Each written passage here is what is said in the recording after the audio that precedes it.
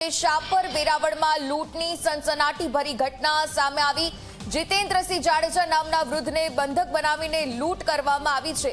2.47 કરોડ રોકડ અને 5 થી 7 તોલા સોના સહિતની લૂંટનો આ મામલો। 5 થી 7 જેટલા બુકાનીધારીઓએ ઘટનાને અંજામ આપ્યો તો મોડી રાત્રે 1 વાગ્યાની આસપાસ લૂંટની સમગ્ર ઘટના બની।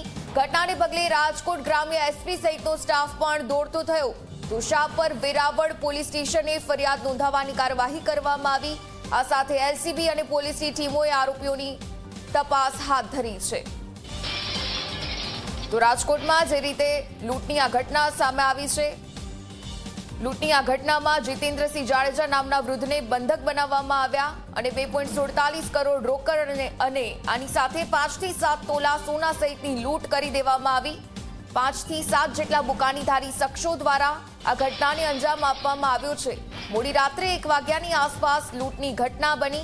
ઘટનાને પગલે રાજકોટ ગ્રામ્ય એસપી સહિતનો સ્ટાફ પણ દોડતો થયો છે। જોકે પોલીસ દ્વારા તમામ તપાસના ચક્રો ગતિમાન પણ શરૂ કરી દેવામાં આવ્યા છે। તો રાજકોટના શાપર વેરાવળમાં લૂંટની આ સનસનાટીભરી ઘટના સામે આવી છે।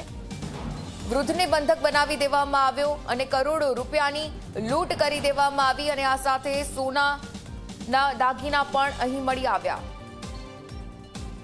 ફોનલાઈન પર સંવાદદાતા ગૌરવ પાસેથી વિગતે જાણકારી મેળવીએ। ગૌરવ, જે રીતે શાપરના વેરાવળમાં આ લૂંટની સમગ્ર ઘટના સામે આવી, શું વિગતો?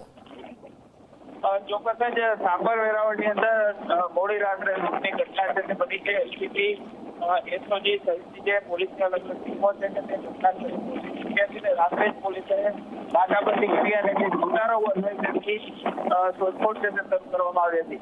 સૌથી મહત્વની વાત એ છે કે જીતેન્દ્રસિંહ જાડેજા નામના બીજું વચ્ચે વૃદ્ધ છે કે તે પોતાની હત્યા હતા અને એ સમયગાળા દરમિયાન જોકે બંધક છે તે બનાવવામાં આવ્યા હતા અને 5 જેટલા જે જી ધન્યવાદ વિગતો સાથે જોડાવા બદલ।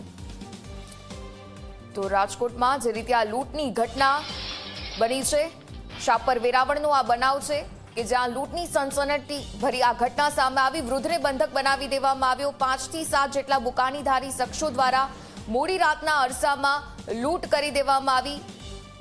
2.47 કરોડ રોકડ અને 5 થી 7 તોલા સોના સહિતની લૂંટ કરવામાં આવી છે। બુકાનીધારી શખ્સો દ્વારા તમામ ઘટનાને અંજામ આપી દેવામાં આવ્યો છે। પોલીસ સ્ટેશનમાં ફરિયાદ દાખલ કરવામાં આવી અને પોલીસ દ્વારા તપાસના ચક્રો ગતિમાન પણ ચલાવી લેવામાં આવી રહ્યા છે।